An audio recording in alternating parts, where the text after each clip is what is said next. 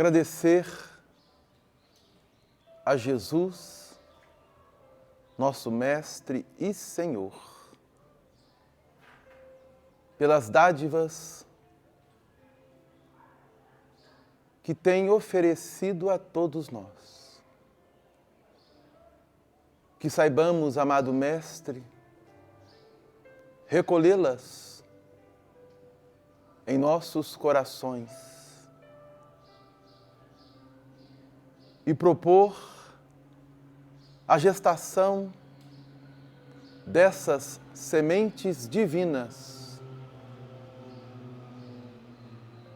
cultivando no dia a dia os valores imperecíveis da alma, que a doutrina dos Espíritos, revivendo o teu Evangelho de luz e redenção, faz com que cada um de nós saibamos não somente abraçá-lo como proposta de trabalho no bem, mas principalmente desenvolver em nós a consciência maior e plena, facultando assim, amado Mestre Jesus, a nossa operação no campo da fraternidade, da solidariedade, da caridade. Permita aos seus mensageiros aqui atuarem em favor de todos nós, não somente encarnados, mas os corações desenfaixados do corpo, que aqui também se encontram juntos a nós, para aprendermos o teu Evangelho. Que essas energias saibamos canalizar aos nossos lares, aos nossos familiares e direcionar a toda a humanidade, em especial aos corações ainda endurecidos e que se obstinam diante da vossa luz, da vossa misericórdia. Sê conosco, Jesus, hoje e sempre, que assim o seja.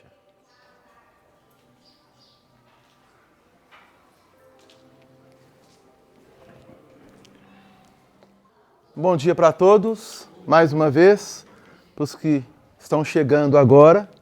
Sejam todos muito bem-vindos a mais um domingo, primeiro deste mês de dezembro. Hoje nós continuaremos o estudo da obra Justiça Divina, que é o capítulo 74 e traz como título Contrassensos.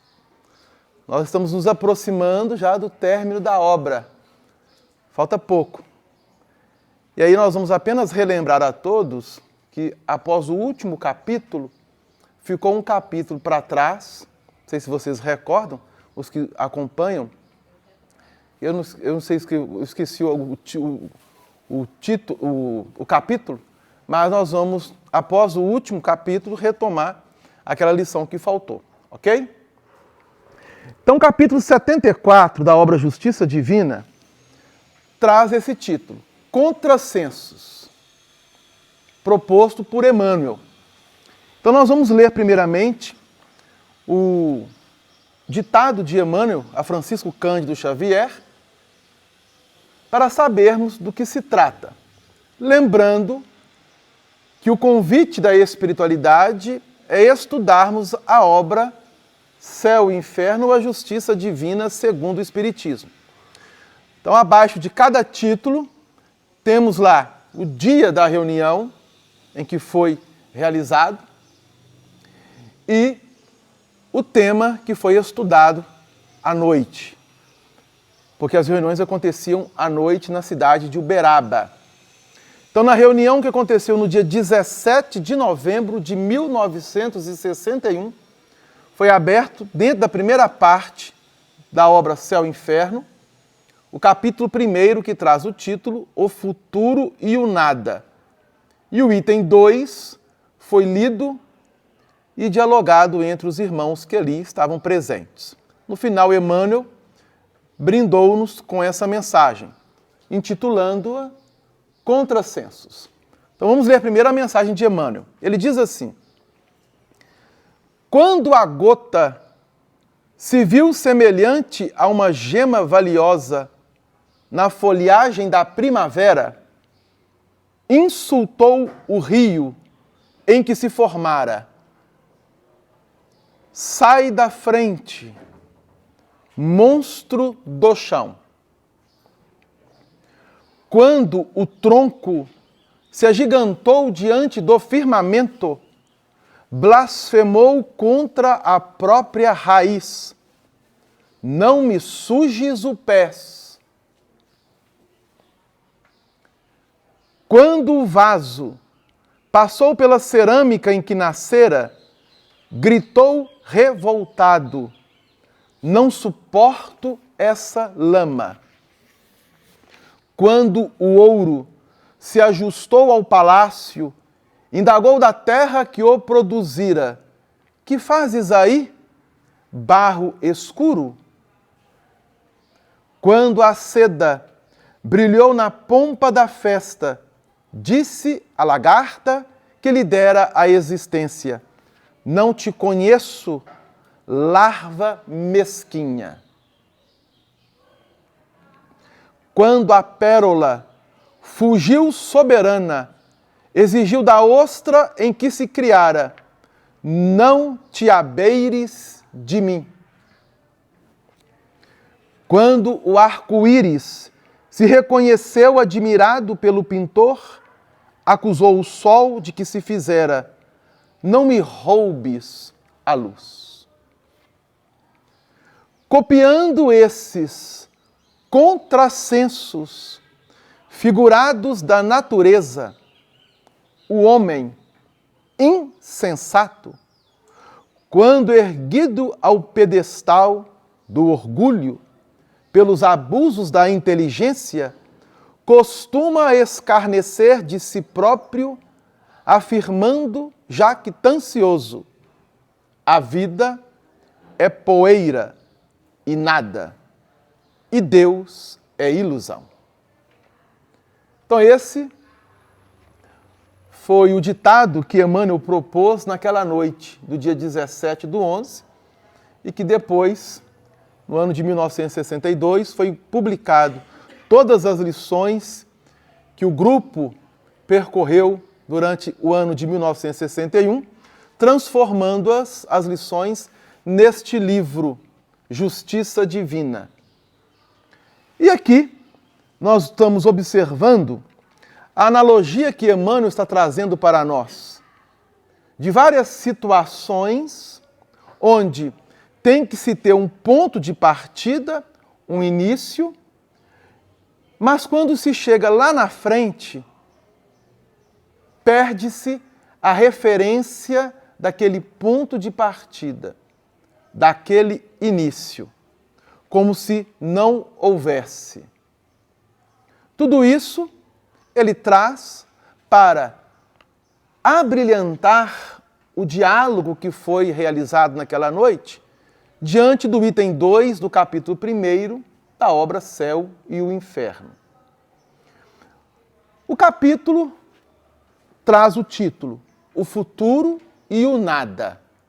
Allan Kardec, ele está então propondo-nos uma reflexão em torno das doutrinas que se erigiram e ainda se mantêm na Terra, no planeta que habitamos, que propõem o ser humano ao nada. A negação de qualquer tipo de valor, seja ele moral, estético, político.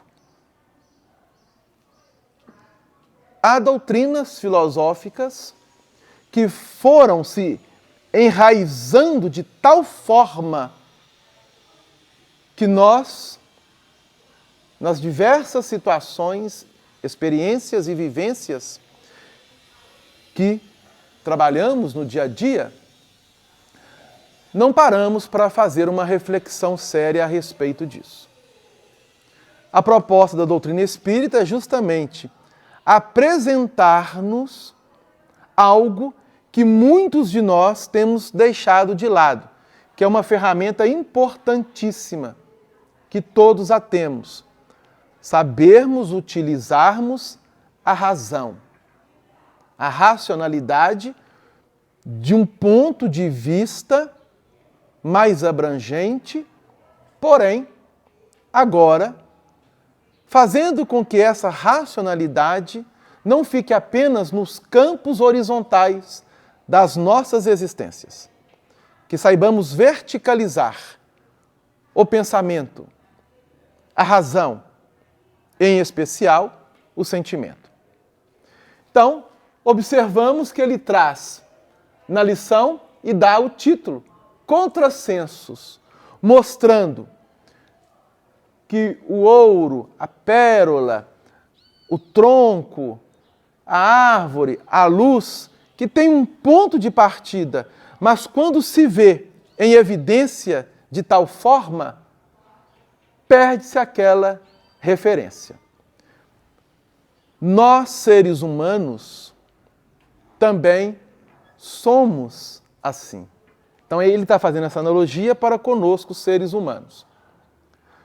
Só que nós, seres humanos, quando alinhamos a perda dessas referências diante de uma situação que nos coloca em evidência, e essa evidência traz para nós, no campo da humanidade, no aspecto apenas da materialidade, algumas vantagens,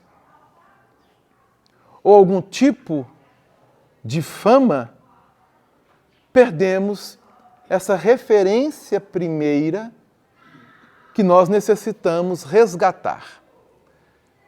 Em outras palavras, nós, seres humanos, ainda nos perdemos dentro dos nossos orgulho, egoísmo, vaidade, intolerância. Então, há uma série de situações que trazemos no campo íntimo e estamos aqui justamente nos esforçando para podermos libertar disso que nos aprisiona. E a coisa é tão sutil, mas tão sutil, que Allan Kardec, em comunhão com a espiritualidade, vai nos propor justamente uma reflexão séria a respeito disso. Lembrando que a obra Céu e Inferno teve a sua primeira publicação no ano de 1864. Já faz um tempinho, não já? No século XIX, já estamos no século XXI. Pela crença em o nada. É o item 2 do capítulo 1, obra Céu e Inferno. O homem concentra fortemente todos os seus pensamentos sobre a vida presente. Então, se nós admitirmos que após uma experiência no plano físico, desde o nosso nascimento, até deixar por aquilo que nós, de forma conhecemos no campo do senso comum, morte, que tudo se resume justamente a este período, a esta etapa, e que após isso é o nada, então nós vamos concentrar tudo apenas na existência, abrangendo toda a materialidade. E ele continua. Com efeito, logicamente, não se preocupará com o futuro, que ele não espera. Se acreditamos que vem o nada após deixarmos o corpo, então nós descremos também no futuro. Não há futuro. Essa preocupação exclusiva do presente conduz, naturalmente, a pensar em si antes de tudo. É, pois, o mais poderoso estímulo ao egoísmo e o incrédulo e coerente consigo mesmo quando chega a esta conclusão. Gozemos enquanto aqui estamos, gozemos o mais possível, porque depois de nós tudo estará terminado. Gozemos depressa, porque não sabemos quanto isso durará. E a esse outro, também, muito grave, para a sociedade. Gozemos, apesar de tudo, cada um por si. A felicidade neste mundo é do mais esperto. Se o respeito humano retém alguns, que freio podem ter aqueles que nada temem? Então, se existem na sociedade de forma geral homens, mulheres, seres humanos que respeitam a si mesmo e ao próximo, sabemos que existem muitos outros que não trazem qualquer noção de respeito a quem quer que seja ou a qualquer coisa que seja. Nós sabemos disso. E Kardec, ele traz também essa afirmação. Isso já no ano de 1864. Eles dizem que a lei humana não alcança senão os inábeis. Por isso aplicam seu gênio nos meios de a contornarem. Então vejam bem, há muitos seres humanos que buscam burlar as leis, no caso as humanas, pois não acreditam nas leis divinas, tendo em vista que não acreditam em Deus, não creem em Deus, obviamente não vão crer em nada que esteja fora da matéria. Mas continua. Se há uma doutrina malsã e antissocial, seguramente é a do niilismo, porque rompe os verdadeiros laços da solidariedade e da fraternidade, fundamentos das relações sociais. Então, se há uma doutrina malsã e altamente prejudicial à nossa sociedade, é o niilismo. Alguém já ouviu falar no niilismo?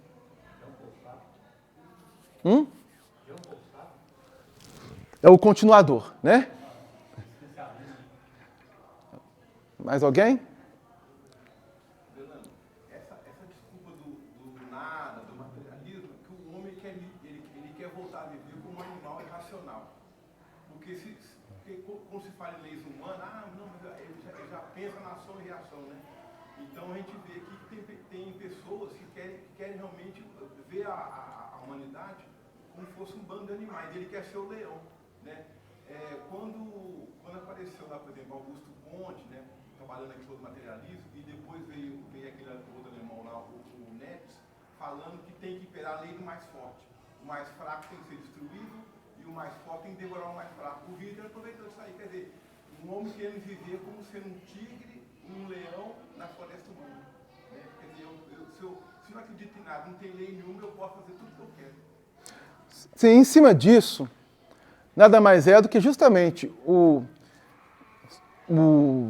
Marx trouxe o Paul Sartre, né, que é um grande filósofo, que foi contemporâneo nosso, abrangendo de uma forma e desenvolvendo ainda mais a filosofia do existencialismo, que trouxe, onde ele bebeu muito nas águas daquilo que o Valdemir trouxe do Nietzsche, ou Friedrich Nietzsche, um filósofo alemão que viveu no século XIX, juntamente também com outro grande filósofo, o pai do positivismo, Augusto Comte, onde o niilismo provém justamente da palavra Nietzsche, nietzschelismo, aí ficou niilismo, que nada mais é do que uma doutrina filosófica amplamente materialista.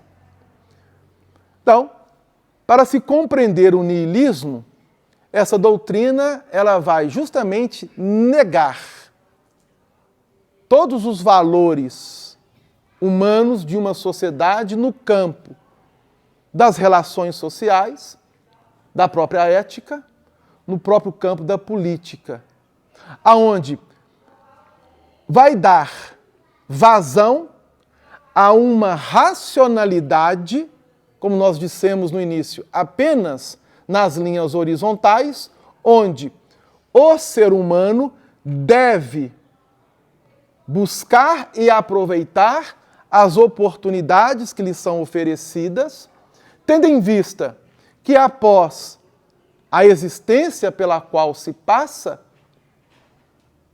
é única, não advindo mais nada para além da mesma.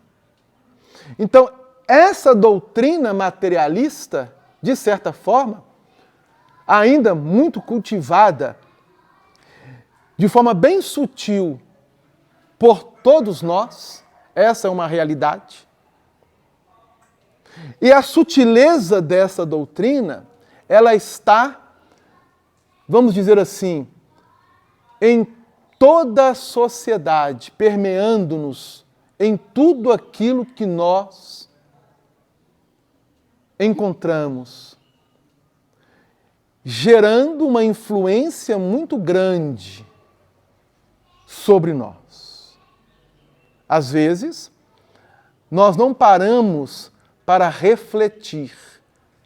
E pode-se dizer, e há um campo da filosofia onde muitos filósofos hoje têm debruçado nisso, e que na realidade nós já sabemos, conforme nos coloca uma questão do Livro dos Espíritos, só um minutinho, Marcos, que é a questão 459, quando Allan Kardec pergunta à espiritualidade se os espíritos influenciam em nossos pensamentos, em nossas ações, em nossas atitudes. E a resposta, muitos de nós já o sabemos, que sim, e que de tal maneira que eles nos dirigem, nos direcionam. Então, há uma influenciação muito grande por parte dos espíritos. E quando falamos espíritos, não vamos aqui apenas nos limitar aos desencarnados.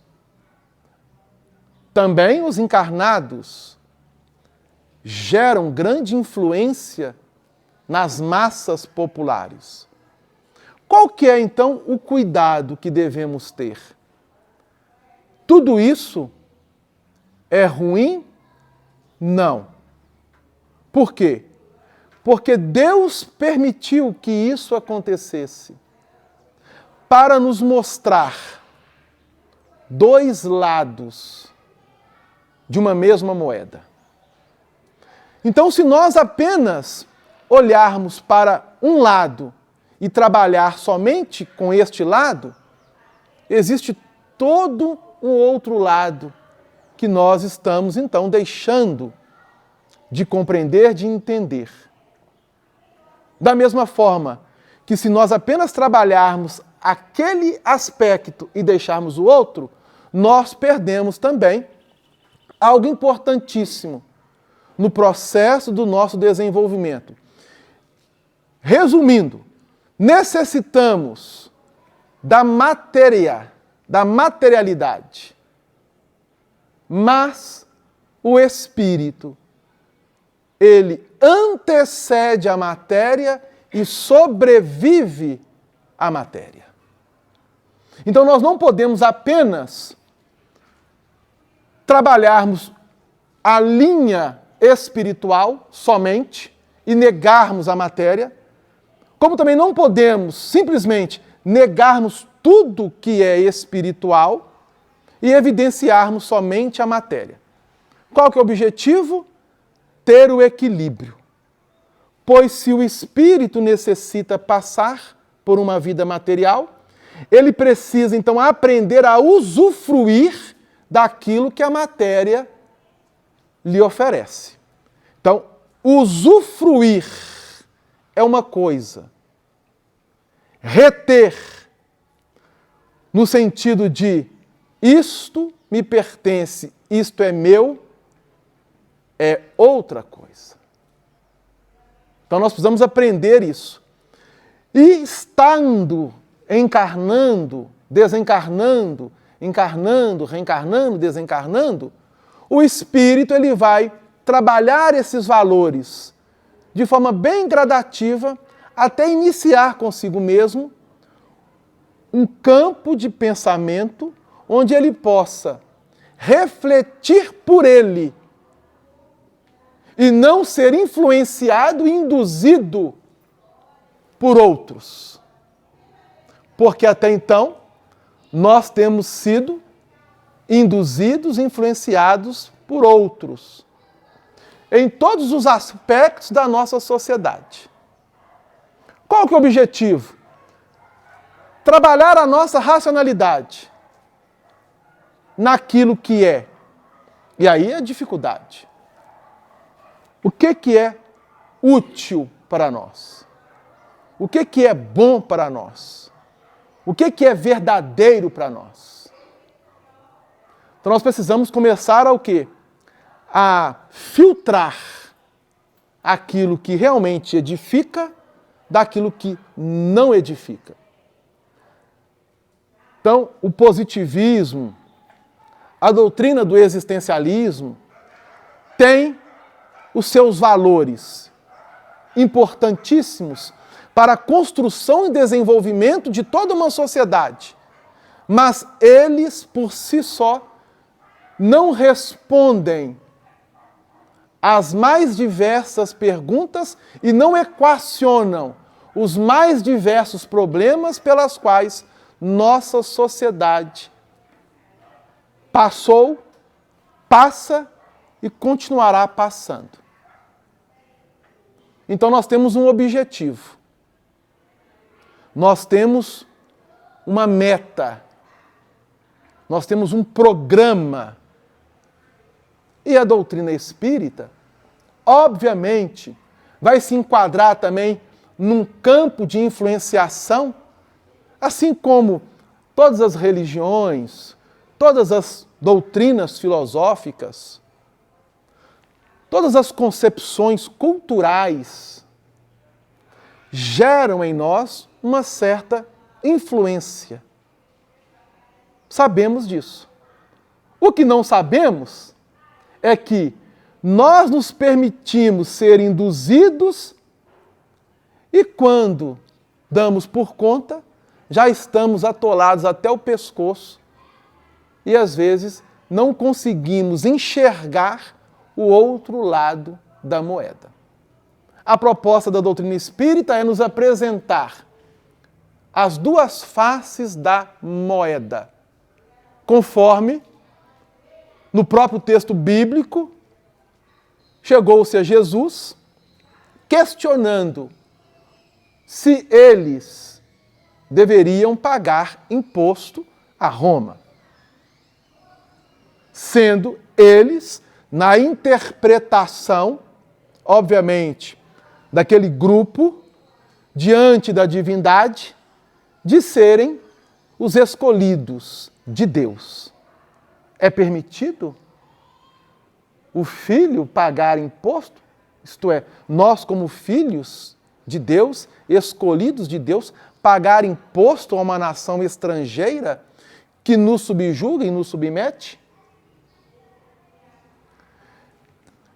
Tudo isso para tentar colocar Jesus numa saia justa, porque estavam próximos a ele, não somente os que o acompanhavam, muitas pessoas buscando auxílio, ajuda, cura, mas também aqueles que estavam espreitando para ter algo consistente a fim de poder acusá-lo.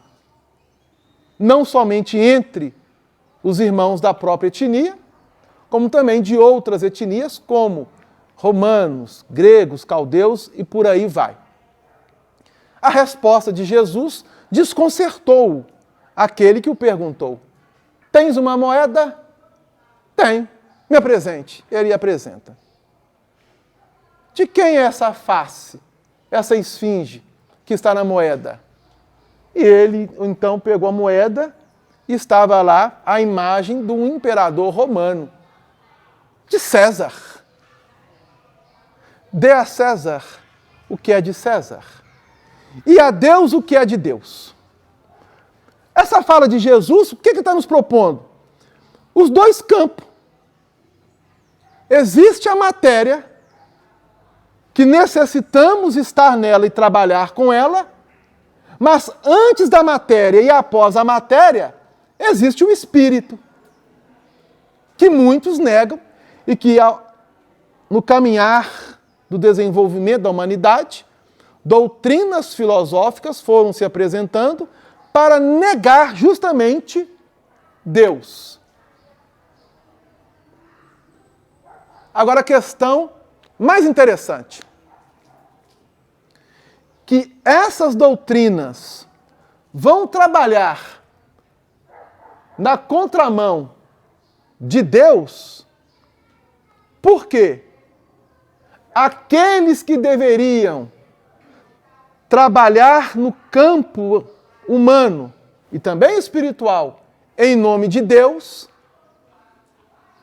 são os que mais o negam. É um contrassenso.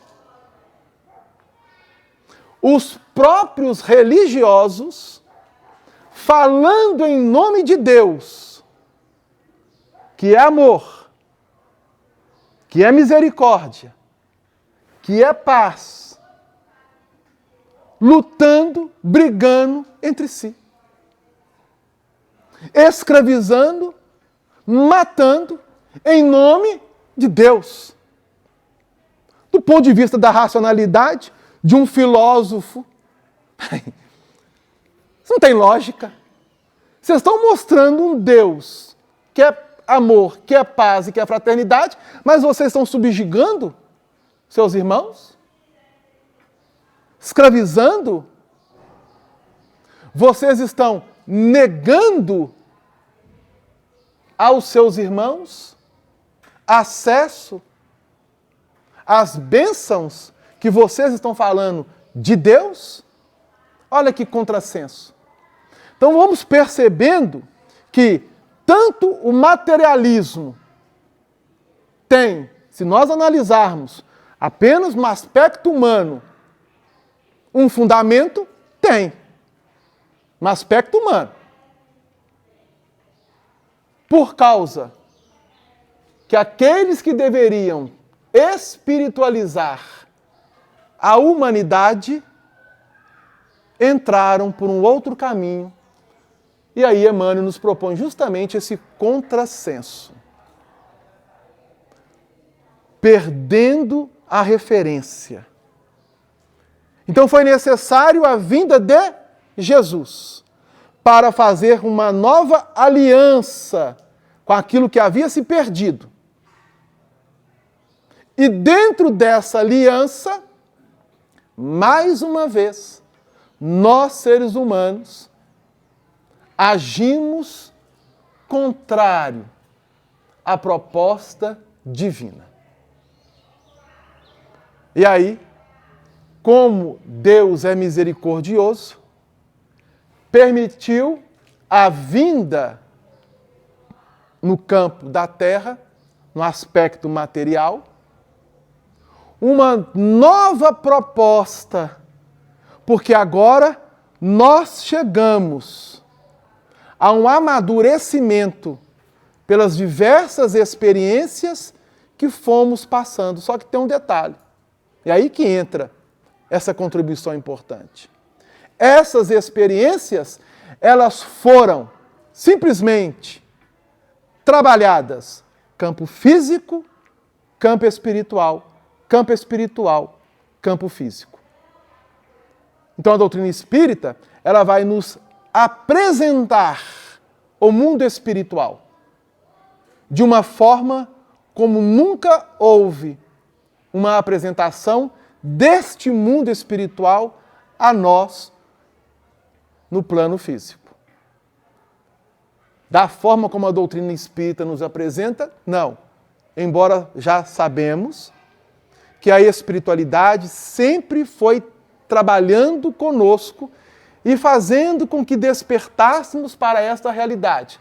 Mas dentro dos nossos contrassensos, acreditamos em Deus, mas negamos Deus. Aceitamos Jesus, mas negamos Jesus. Cremos na vida após a morte, mas tememos a morte. E por aí vai. Sim, Marcos. Não contrassenso também, mesmo porque, pelo lado histórico, o pessoal banca o mausoléu do Kardec lá no cemitério de Paris, um dos mais caros do mundo. Kardec gostaria de e para brincar, lembrando de Engenheiro do Havaí, é muito engraçado que esteja do mesmo lado, os que querem iluminar e os que querem iludir. Toda religião. Pois é. Então Marcos trouxe aí justamente esse questionamento. Né? Fizeram um dolmen, transferindo Kardec de um local em que ele foi, primeiramente, né, colocado, seus despojos físicos, para um outro local, e ali construíram um domo. Então quem já foi, eu nunca estive em Paris, pelo menos nessa existência, não sei se eu vou estar em Paris nessa existência, não tenho a pretensão nenhuma de ir a Paris, mas a gente observa hoje que nós podemos ir em qualquer lugar do mundo sentado no seu sofá ou na cadeira da sua sala ou da sua cozinha. Basta acionar a internet e você entra, até no Museu de Louvre, né, vendo tudo que tem lá dentro, para a gente observar como que hoje temos grandes facilidades no campo da tecnologia. Essas questões que o Marcos trouxe são interessantes porque também o próprio Kardec, em O Livro dos Espíritos, vai fazer esse questionamento acerca das pompas que se prestam a certas personalidades em seus funerais. E a espiritualidade responde a Kardec. Ok? Bom, mas, como ainda trazemos muito desses contrassensos, nem sempre as pompas que prestamos e homenageamos aqueles que, do ponto de vista da sociedade, no campo das suas personalidades, fizeram algo de positivo ou não, quem vai avaliar isso não somos nós, de forma alguma, é Deus. Quem somos para avaliar se aquele que desencarna no campo da sua consciência e no momento em que estará diante da mesma, fora do plano físico, é ela que o julgará. Resta saber se para o espírito, essa lembrança que se dá nas pompas dos funerais, ela terá alguma representação para eles, vai depender muito do nível de espiritualidade de cada espírito. Vai depender muito também da intenção daqueles que estão promovendo isso.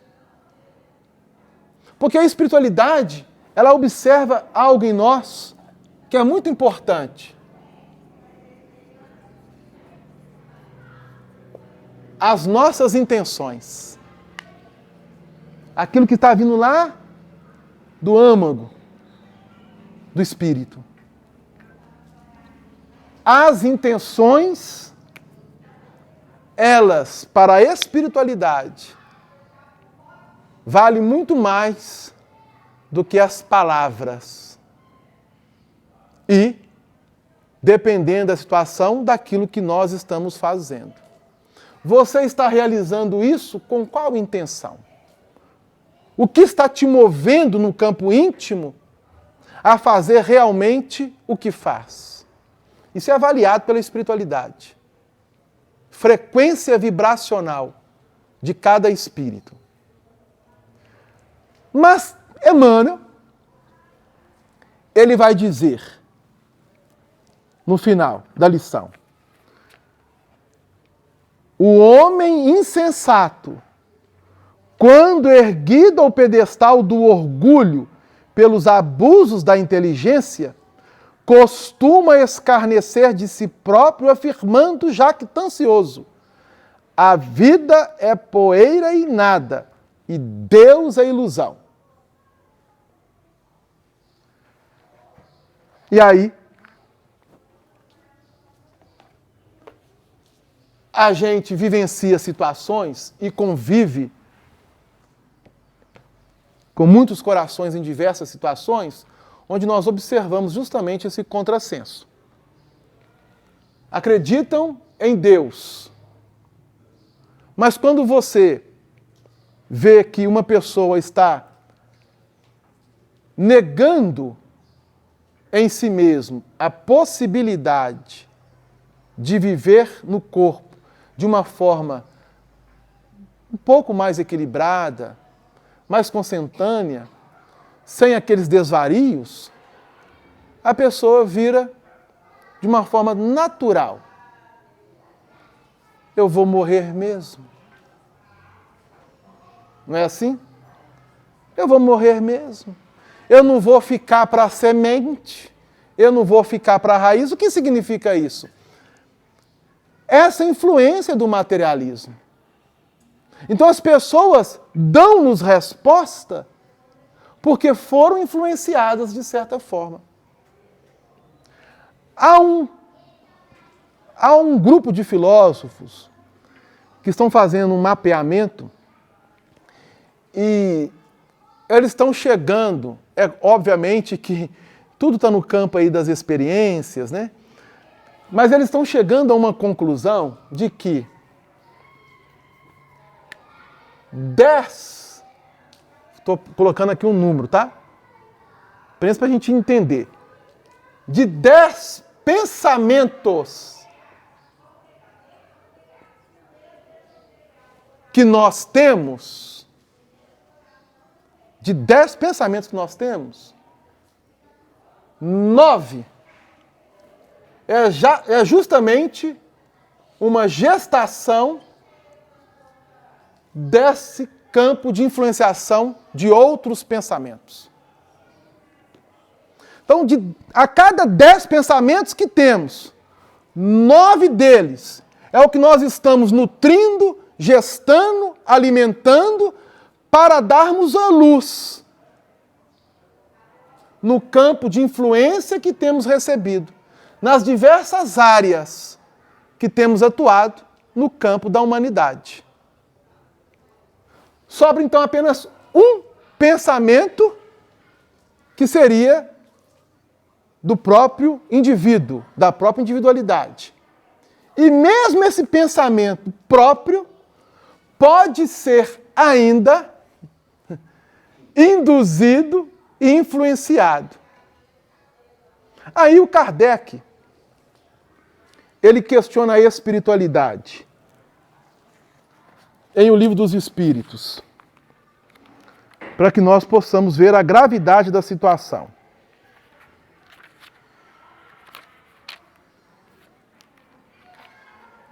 Na questão 464, do Livro dos Espíritos.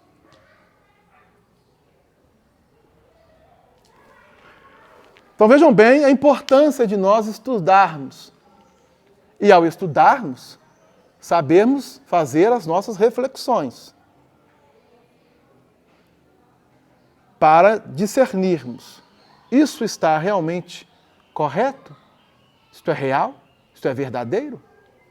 Isto procede?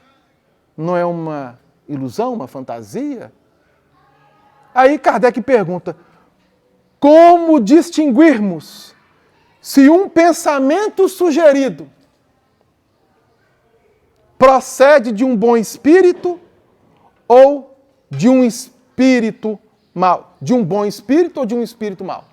Como que nós faremos uma distinção se a carga de indução mental que nós estamos sendo submetidos e da mesma forma que nós também exteriorizamos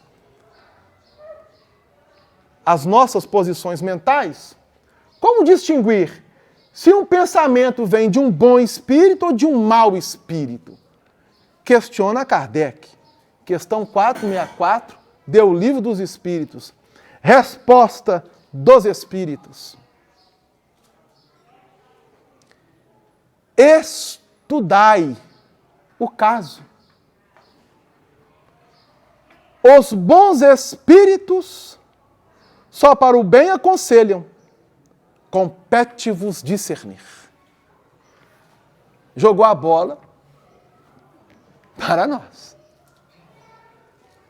E aí, quando a gente propõe aqui na casa espírita, ou em qualquer outra instituição educacional, que não precisa ser realmente religiosa, existem muitas instituições filosóficas mesmo, propondo-nos trabalhar essa racionalidade, mas sem perder a referência daquilo que somos, principalmente nós espíritas, nós deixamos de lado. Nós mesmos fazemos uma força contrária em nós com tudo aquilo que nós acreditamos. Isso é um contrassenso. Porque os Espíritos propõem, estudai a coisa. E aí eles dão um indicativo. Os bons Espíritos só aconselham para o bem. Cabe a vós discernir. Então, para estudar, eu preciso o quê? Pensar, refletir, conhecer, procurar aprender, saber interpretar, para então mergulhar em mim mesmo e fazer uma análise. Isto não é novo. Isso não é novo.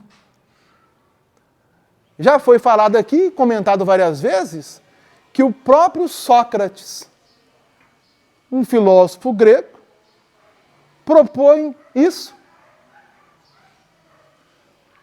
Homem, conhece-te a ti mesmo. Qual é então o ponto de partida? O ponto de partida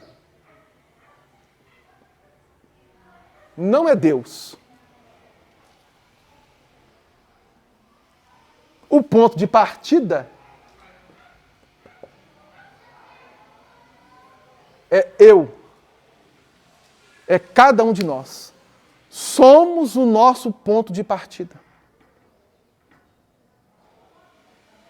E como é que nós vamos fazer esse ponto de partida na proposta desse autoconhecimento? Então vejam bem o que o Espiritismo nos propõe. Questão 799, do Livro dos Espíritos. O Kardec questiona a espiritualidade.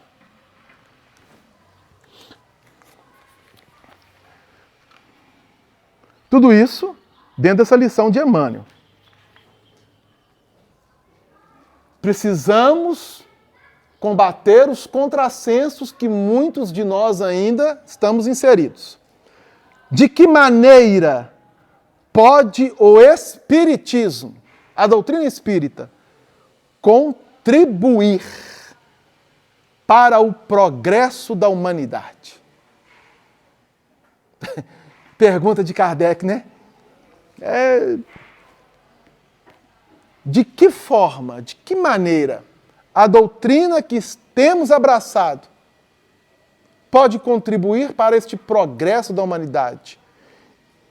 Poderíamos, com Kardec, dizer: de que forma eu, sendo espírita, posso dar a minha contribuição para o desenvolvimento, para o crescimento, para o progresso da humanidade? Foi a questão que Allan Kardec sugere aos espíritos superiores. E eles respondem com uma tranquilidade, dizendo assim: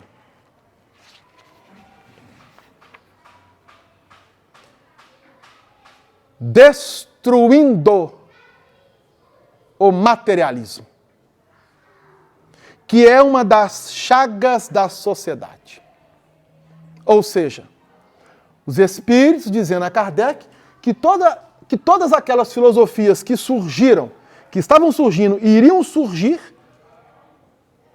porque o Livro dos Espíritos foi publicado no ano de 1857, a filosofia positivista é contemporânea da filosofia espírita. E a espiritualidade com Kardec nos chama uma atenção que nós, muitas das vezes, passamos despercebidos. Esse é o Livro dos Espíritos, uma das edições. Todos têm o Livro dos Espíritos em casa? Não precisa responder, tá, gente? Cada um, né? Ah, Delana não tem. Então, sugerimos que adquire e passa a estudá-lo. Ah, Delano, mas eu não quero. Não tem problema. É o livre-arbítrio de cada um. Deus não impõe. Quem será nós para impor? Deus educa. Só que essa educação ela pode ser plano físico e espiritual. Retornando plano físico, voltando plano espiritual e assim sucessivamente. Ao chegarmos no plano espiritual, vamos estudar. Não resta dúvida. Quando abrimos o Livro dos Espíritos, você vai encontrar acima do nome O Livro dos Espíritos, ou de acordo com algumas traduções, embaixo, escrito assim: Filosofia Espiritualista. Filosofia Espiritualista. E Kardec coloca: quais são os princípios? Quais são os objetivos dessa filosofia espiritualista? Sobre a imortalidade da alma, a natureza dos espíritos, suas relações com os homens, as leis morais, a vida presente, a vida futura e o porvir da humanidade. Essa é a filosofia espiritualista, que será trabalhada no Livro dos Espíritos. E aí nós vamos aprendendo que essa filosofia espiritualista vai funilando para nós princípios que permitirão que nós, então, busquemos um maior entendimento de nós mesmos, partindo de nós. Que é um retorno, por que não, a uma das filosofias do próprio existencialismo, do racionalismo, proposto por um grande filósofo também francês, Voltaire. Penso, logo existo. Dentro do iluminismo, pensamos, existimos. Mas se eu deixar o corpo, deixarei de pensar? Aí o materialismo diz que sim. Por quê? Porque concentra todo o pensamento na caixa craniana, no órgão fisiológico. Ao deixar o corpo, conforme coloca Emmanuel, chamando-nos a atenção, a vida é poeira e nada. E nós dizemos, né? Junto com o texto bíblico, do pó vim, ao pó retornarei. Não é isto? O que o materialismo não vê, nos argumentos que eles apresentam, é que não existe efeito sem causa. Para todo efeito, existe uma causa. E o materialismo está pregando que existe efeito sem causa, porque ele não acredita em Deus. Justo. E aí, eles vão trabalhar inúmeras concepções e teses em cima de mostrar que para aquele efeito não há uma causa e conseguem, dentro de uma inteligência intelectual tamanha, induzir e influenciar a muitos. Por isso que o ponto de partida não é Deus. É eu. O que sou. Ah, você é o Delano. Te conheço, você mora ali, aqui no bairro Santa Mônica, na rua X, você trabalha ali, eu te vejo passar aqui, eu te vejo passar ali. Sou eu. Né? Ah, você tem uma identidade. Qual que é o seu CPF? Eu tenho um CPF. Eu tenho identidade. Eu tenho um registro, fisicamente falando. Aí, de repente, o Delano vira pó. Voltou ao pó. Porque é pó.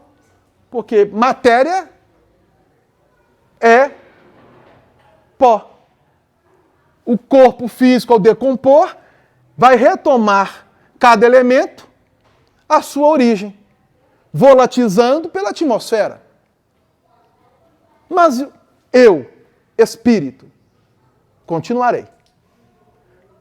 E aí nós precisamos trabalhar o quê? Começar conosco esse tipo de pensamento. Bom, depois que eu deixar aqui, realmente existe vida? Não existe? Será que tudo que eu tenho feito, eu estou fazendo em vão? Será que tudo realmente acaba no túmulo? Então a gente começa a trazer esses campos de pensamentos. E lembrando, as influências que vão chegando até nós, somando com aquilo que trazemos como experiência. Então, muitos vivenciam uma experiência, mas chega um determinado momento que negam essa experiência, sendo um contrassenso. Uma experiência, vamos supor, de você chegar na sua casa e ver um espírito, conversar com o espírito, tocar no espírito. Você acredita em espírito? Eu não. Tomé. Jesus apareceu? Foi o corpo físico de Jesus? Não. Foi o Espírito de Jesus? Não. Mas como é que Jesus apareceu? Corpo perespiritual. Então a doutrina espírita vai nos apresentar algo para que possamos racionalizar e entender, partindo do eu.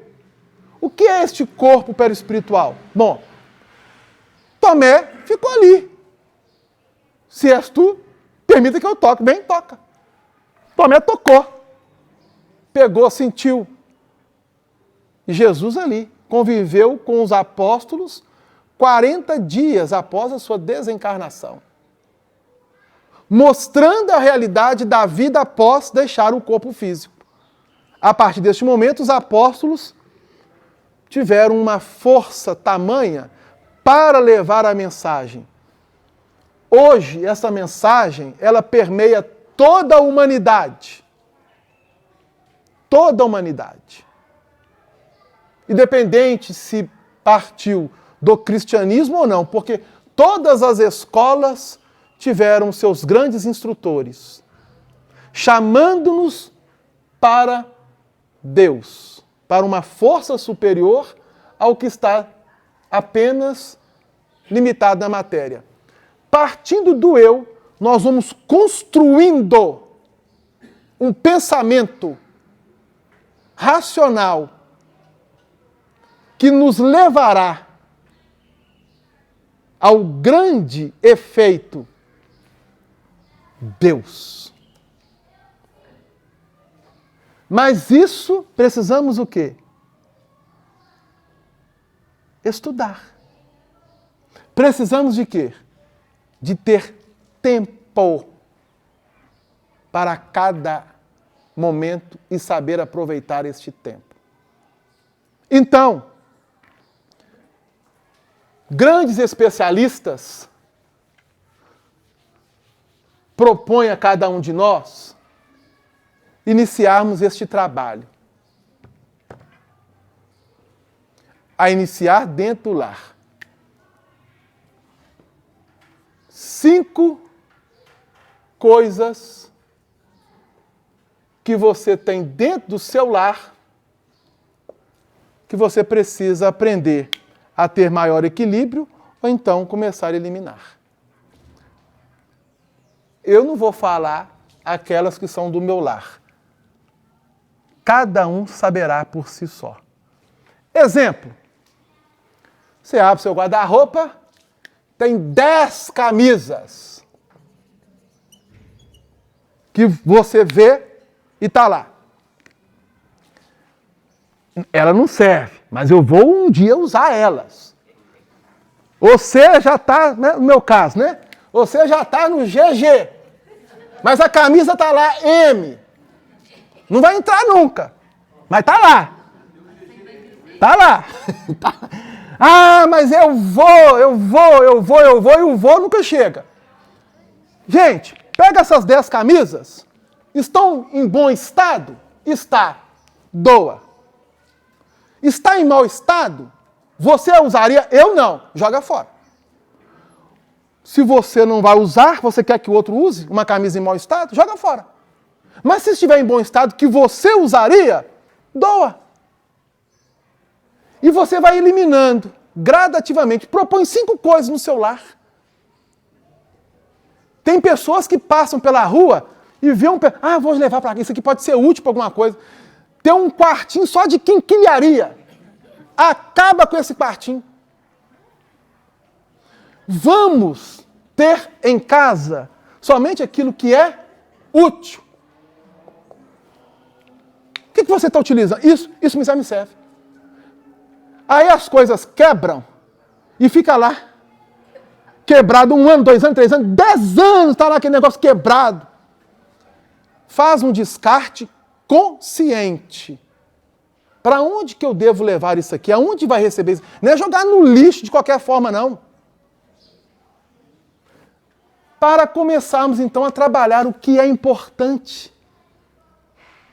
Começar a separar isso e começar a vigiar o eu, partindo de nós, para entendermos Deus, para um dia, então, abrangermos a sua justiça. E não cairmos nesses contrassensos. Não podemos, na atualidade em que nos encontramos, diante da gama de informações e conhecimentos a que chegamos, nos permitirmos negar a divindade partindo de nós. Não podemos. Ah, Deus, mas eu escutei aquilo, gente. Podemos ouvir de tudo, escutar de tudo. Mas é preciso filtrar aquilo que será útil para o meu crescimento. Se não for, descarta. Por quê? Você vai sair da Terra, do plano físico. Chegará no plano espiritual. Você só vai levar aquilo que estiver no seu pensamento, no seu sentimento, nas suas conquistas espirituais e morais. Então nós vamos encerrar por hoje, agradecendo a Jesus e rogando a Ele que possa nos envolver cada vez mais. Fazer a oração que Jesus nos ensinou. Pai nosso que estás nos céus, santificado seja o vosso nome. Venha a nós o vosso reino. Seja feita, Senhor, a vossa vontade, na terra, no céu. O pão nosso de cada dia, dai-nos hoje, Senhor. Perdoai as nossas dívidas, como perdoamos a quem estamos devendo. Não nos deixeis, Jesus, cairmos em tentações. Livra-nos de todo o mal, porque em Ti encontramos paz, verdade, amor. Que assim o seja.